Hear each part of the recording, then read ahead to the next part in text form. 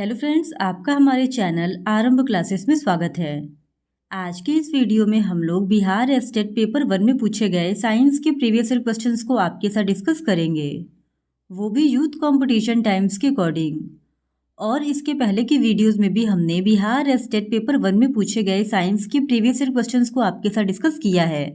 अगर अभी तक आपने उन वीडियोज़ को नहीं देखा है तो उन वीडियोज़ का लिंक आपको डिस्क्रिप्शन बॉक्स में मिल जाएगा, आप उसे जाके देख सकते हैं।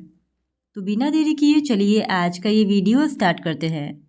तो आज के इस वीडियो में हम लोग 15 सितंबर 2020 के शिफ्ट 1 में पूछे गए क्वेश्चंस का ही डिस्कशन आपके साथ करेंगे। तो क्वेश्चन नंबर 1 है, पादपों और प्राणियों की पहचान तथा वर्गीकरण करने में वर्गीकीय कुंजी एक वर्गीकीय साधन है।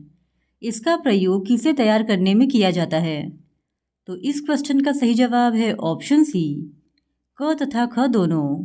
इसका प्रयोग मोनोग्राफ और वनस्पति जात यानी फ्लोरा, इन दोनों को तैयार करने में किया जाता है। फिर क्वेश्चन नंबर 2, निम्नलिखित में से कौन सा सजीव जीवों का ऐसा विलक्षण नहीं है जिसके आधार पर उनकी परिभाषा दी जाती है? तो इस क्वेश्चन का सही जवाब हो जाएगा ऑप्शन बी, ध्वनि उत्पन्न करने की सामर्थ्य। फिर क्वेश्चन नंबर 3, निम्नलिखित प्राणियों की किस श्रेणी में ग्रंथिहीन त्वचा पाई जाती है? तो इस क्वेश्चन का सही जवाब हो जाएगा ऑप्शन सी, मेढक तथा कबूतर, इन दोनों में ही ग्रंथिहीन त्वचा पाई जाती है। फिर क्वेश्चन नंबर 4, निम्नलिखित में से कौन एक संयोजी ऊतक नहीं है? तो इस क्वेश्चन का सही जवाब है ऑप्शन बी, उपास्थि। उपास्थि एक संयोजी ऊतक नहीं है। फिर क्वेश्चन नंबर 5, प्लाज्मा झिल्ली के तरल मोज़ेक मॉडल की प्रस्तावना किसने की? तो इस क्वेश्चन का सही जवाब है ऑप्शन सी, सिंगर और निकलसन ने 1972 में प्लाज्मा झिल्ली के तरल मोज़ेक मॉडल की प्रस्तावना सिंगर और निकलसन ने की थी। फिर क्वेश्चन नंबर 6, सजीवों का सबसे प्रचुर मात्रा में रसायन कौन सा हो सकता है? तो इस क्वेश्चन का सही जवाब है ऑप्शन बी, जल। सजीव का सबसे प्रचुर मात्रा में रसायन जल है। फिर क्वेश्चन नंबर 7, जीवों में अर्धसूत्री विभाजन किस दौरान होता है? तो इस क्वेश्चन का सही जवाब है ऑप्शन ए, लैंगिकता जनन के दौरान। जीवों में अर्धसूत्री विभाजन यौन प्रजनन के दौरान होता है। फिर क्वेश्चन नंबर 8, निम्नलिखित में कौन सा विकार पाचन तंत्र संबंधित नहीं है? तो इस क्वेश्चन का सही जवाब है ऑप्शन ए, टिटनेस। टिटनेस विकार एक जीवाणु संक्रमित रोग है जो तंत्रिका तंत्र को प्रभावित करता है, और टिटनेस एक घातक संक्रामक रोग है जो बैक्टीरिया क्लोस्ट्रीडियम टेटानी के कारण होता है। यह रोग घावों में बैक्टीरिया के प्रवेश से होता है और तनावपूर्ण ऐंठन, दर्द, बुखार और अक्सर मृत्यु का कारण बनता है। फिर क्वेश्चन नंबर 9, श्वसन गतियों में वायु के आयतन का आकलन किया जाता है। तो इस क्वेश्चन का सही जवाब है ऑप्शन डी, स्पायरोमीटर से। स्पायरोमीटर से श्वसन गतियों में वायु के आयतन का आकलन करते हैं। फिर क्वेश्चन नंबर 10, निम्नलिखित में से कौन से प्रकार की कोशिकाओं में केंद्रक नहीं होता है? तो इस क्वेश्चन का सही जवाब है ऑप्शन ए, एरिथ्रोसाइट्स में। एरिथ्रोसाइट्स प्रकार की कोशिकाओं में केंद्रक नहीं होता है। फिर क्वेश्चन नंबर 11, निम्नलिखित में से किसमें रुधिर का निस्पंदन होता है? तो इस क्वेश्चन का सही जवाब है ऑप्शन डी, मेलपेगी पिंड में। फिर क्वेश्चन नंबर 12, पेशी का एटीपेज कहाँ स्थित है? तो इस क्वेश्चन का सही जवाब है ऑप्शन सी, मायोसिन में। फिर क्वेश्चन नंबर 13, सुप्त झिल्ली का विभव किसके द्वारा कायम रहता है? तो इस क्वेश्चन का सही जवाब है ऑप्शन सी, आयन पंपों के द्वारा। फिर क्वेश्चन नंबर 14, सामान्य निद्रा जागरण चक्र के लिए उत्तरदायी हार्मोन है? तो इस क्वेश्चन का सही जवाब हो जाएगा ऑप्शन सी, मेलाटोनिन। सामान्य निद्रा जागरण चक्र के लिए जिम्मेदार हार्मोन मेलाटोनिन है। मेलाटोनिन पीनियल ग्लैंड से उत्पन्न होता है और रात दिन के चक्र को नियंत्रित करके सुबह के उत्तेजन और रात्रि की नींद को समायोजित करता है। फिर क्वेश्चन नंबर 15, पित्त पिंड से स्रावित हार्मोन का नाम है? तो इस क्वेश्चन का सही जवाब है ऑप्शन बी, प्रोजेस्टेरॉन। पित्त पिंड से स्रावित हार्मोन का नाम प्रोजेस्टेरॉन है। प्रोजेस्टेरॉन हार्मोन गर्भाशय दीवार को मजबूत रखने, गर्भाशय में भ्रूण अस्थायिता को सुनिश्चित करने और गर्भ को सधारित रूप से बनाए रखने में मदद करता है और यह गर्भ निरोधन में भी महत्वपूर्ण भूमिका निभाता है। फिर क्वेश्चन नंबर 16, गुणसूत्र बने होते हैं। तो इस क्वेश्चन का सही जवाब है ऑप्शन सी, डीएनए और प्रोटीन से। क्रोमोसोम डीएनए और प्रोटीन से मिलकर बने होते हैं। ये दोनों ही तत्व क्रोमोसोम की संरचना और कार्य में भूमिका निभाते हैं, जिसमें डीएनए जीनों को धारित करता है जबकि प्रोटीन संरचना एवं क्रोमोसोम की स्थिति को सहारा देता है। फिर क्वेश्चन नंबर 17, निम्नलिखित में से किसके चारों ओर एकल झिल्ली का आवरण होता है? तो इस क्वेश्चन का सही जवाब है ऑप्शन डी, बी और सी दोनों। रसधानी और लाइसोसोम दोनों ही एकल झिल्ली आवरण कोशिकांग है। फिर क्वेश्चन नंबर 18, निम्न में से किसमें उपास्थि नहीं पाई जाती है? तो इस क्वेश्चन का सही जवाब है ऑप्शन सी, वृक्क। उपास्थि एक संयोजी ऊतक है जो शरीर के विभिन्न हिस्सों की लचीलापन और सपोर्ट प्रदान करती है। नाक, कान और कंठ में उपास्थि पाई जाती है जबकि वृक्क में उपास्थि नहीं पाई जाती है। और वृक्क हमारे शरीर का उत्सर्जन अंग है और इसका कार्य रक्त को शुद्ध करना और अपशिष्ट पदार्थों को उत्सर्जित करना है। फिर क्वेश्चन नंबर 19, अंडाणु बनाने की विधि को कहते हैं। तो इस क्वेश्चन का सही जवाब है ऑप्शन ए, अंडजनन। अंडाणु बनाने की विधि को अंडजनन कहते हैं। फिर क्वेश्चन नंबर 20, मासिक चक्र किसमें होता है? तो इस क्वेश्चन का सही जवाब है ऑप्शन डी, उपयुक्त सभी। मासिक चक्र बंदर, कपी और मानव इन तीनों में ही होता है। और मासिक चक्र वह प्रक्रिया है जिसमें मादा प्रजनन कोशिका या अंडाणु का निर्माण और वह रिलीज होती है। फिर क्वेश्चन नंबर 21, मानव रक्त का पीएच है। तो इस क्वेश्चन का सही जवाब है ऑप्शन सी, 7.35 से लेकर 7.45 तक। फिर क्वेश्चन नंबर 22, कौन सा प्राथमिक जनन अंग है? तो इस क्वेश्चन का सही जवाब है ऑप्शन सी, वृषण। वृषण पुरुष में प्राथमिक जनन अंग या प्रजनन अंग है। वृषण टेस्टोस्टेरोन हार्मोन और शुक्राणु उत्पादन के लिए उत्तरदायी होते हैं। फिर क्वेश्चन नंबर 23, जन्म दर नियंत्रण की विधि कौन सी है? तो इस क्वेश्चन का सही जवाब है ऑप्शन सी, IUCDS। IUCDS जन्म दर नियंत्रण की विधि है और IUCDS का अर्थ है अंतःगर्भाशयी उपकरण। फिर क्वेश्चन नंबर 24, निम्न में से कौन विषाणु जनित रोग है? तो इस क्वेश्चन का सही जवाब हो जाएगा ऑप्शन डी, इनमें से सभी। फ्लू, पोलियो और एड्स ये सभी विषाणु जनित रोग हैं जो विभिन्न प्रकार के विषाणुओं के द्वारा फैलते हैं।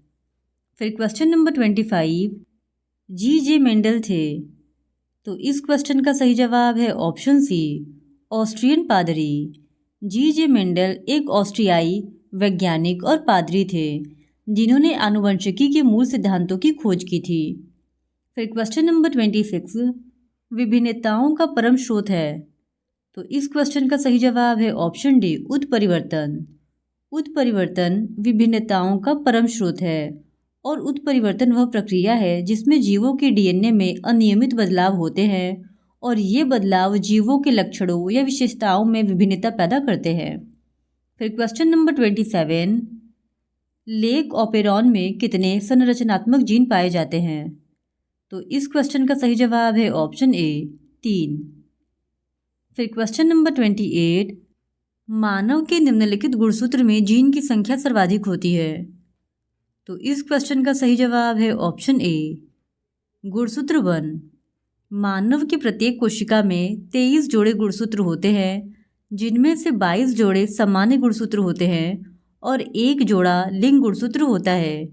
लिंग गुणसूत्र में महिलाओं में 2 X गुणसूत्र होते हैं जबकि पुरुषों में 1 X और 1 Y गुणसूत्र होता है।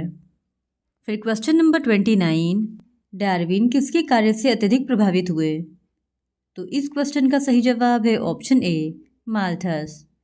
डार्विन अपने समय के प्रसिद्ध अर्थशास्त्री थॉमस रॉबर्ट माल्थस के जनसंख्या के सिद्धांत को पढ़कर प्रभावित हुए थे। फिर क्वेश्चन नंबर 30, एकिडना है। तो इस क्वेश्चन का सही जवाब हो जाएगा ऑप्शन ए, एकिडना एक योजक कड़ी है।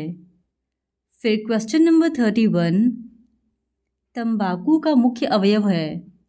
तो इस क्वेश्चन का सही जवाब है ऑप्शन सी, निकोटीन। निकोटीन तंबाकू का मुख्य जहरीला घटक है जो तंबाकू के पौधे के पत्तों में पाया जाता है। फिर क्वेश्चन नंबर 32, विडाल परीक्षण द्वारा किसका पता चलता है। तो इस क्वेश्चन का सही जवाब है ऑप्शन डी, टाइफाइड का। विडाल परीक्षण के द्वारा टाइफाइड का पता चलता है। फिर क्वेश्चन नंबर 33, निम्नलिखित में से कौन सी गाय की प्रजाति नहीं है। तो इस क्वेश्चन का सही जवाब है ऑप्शन डी, सुरती। सुरती गाय की प्रजाति नहीं है बल्कि सुरती भैंस की एक नस्ल है।